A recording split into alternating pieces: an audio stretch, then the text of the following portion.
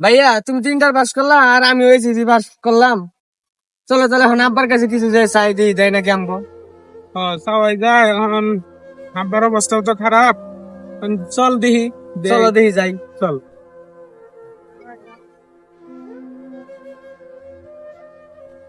আব্বা, অন তো আমার এসি শেষ, বড় ভাইয়ের ইন্টারও শেষ।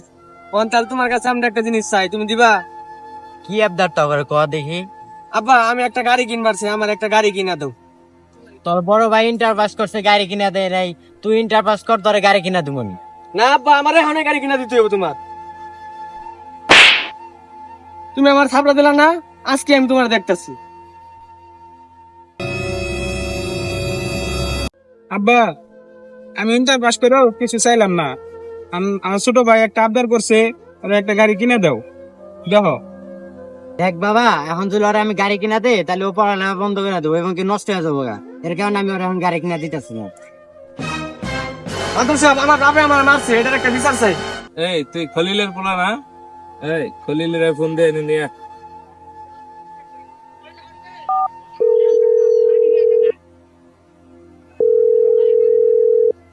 হ্যালো, আপনি খলিল সাহেব বলছেন?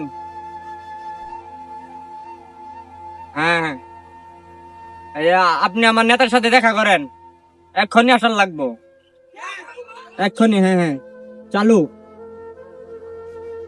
গেদা মাদ্রাস শব্দ ফোন দিছিল, চল যাই দেখি কি হয়েছে।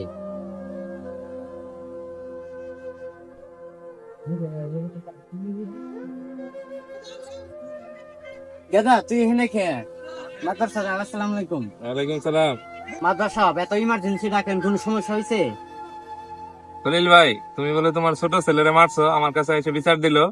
মাদ্রাস সাহেব, আমি যে আমার পোলারে মারছে এরা আপনার কাছে বিচার দিছে, কি এর লেগে মারছে এরা জিজ্ঞান নাই? এই তোর কি দেয় মারছে কত দেখি। আব্বার কাছে গাড়ি কিনা দেবার চাইছিলাম দেখে মারছে।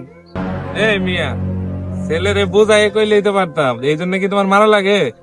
আমি তোরে বুঝাই কইছি, ও মানে না যে হ্যাঁ পরে জিদ করে একটা মার দিছি। মাদ্রাস সাহেবকে বুঝাই কন, বিকালে একটা খাসি বাড়াই দিবুন। যা, তোর বিষয়টা আমি দেখতেছি মাদ্রাস সাহেবের লগে। আচ্ছা দেখেন মাদ্রাস সাহেব, পোলাপান তো এটি আমগোই, আপনি একটু মিল টিল করাই দেন, আজকে আমগো বাড়িতে বিকালে খাসি বাড়াই দিব। খলিল ভাই, তুমি ছেলের একটা গাড়ি কিনে দিলেই পারতা, তোমার তো ধন সম্পদের অভাব নাই। মাদ্রাস সাহেব, আপনার কথা হই না, আমি পোলারে একটা গাড়ি কিনে দেবো, কিন্তু পোলাটা একটু দেখেন। আচ্ছা ঠিক আছে, ওইটা আমি দেখছি। চল বাবা যাই গে। বাবা, এই বাবা নামটা শুনলেই মনে হয় এটা একটা ভরসার জায়গা, আস্থার জায়গা। পৃথিবীর কোনো বাবাই চায় না যে তার ছেলে অসন্তুষ্ট থাকুক বা তার উপর অখুশি থাকুক। পৃথিবীর সব বাবাই চায় তার সাধ্য মতো তার ছেলের ইচ্ছে পূরণ করতে, কিন্তু আমরা সন্তানেরা তা বুঝি না। আমরা নানান কিছু বায়না করে বসি, বাবা মা সেটা না দিতে পারলেই তাদের সাথে খারাপ ব্যবহার করে ফেলি।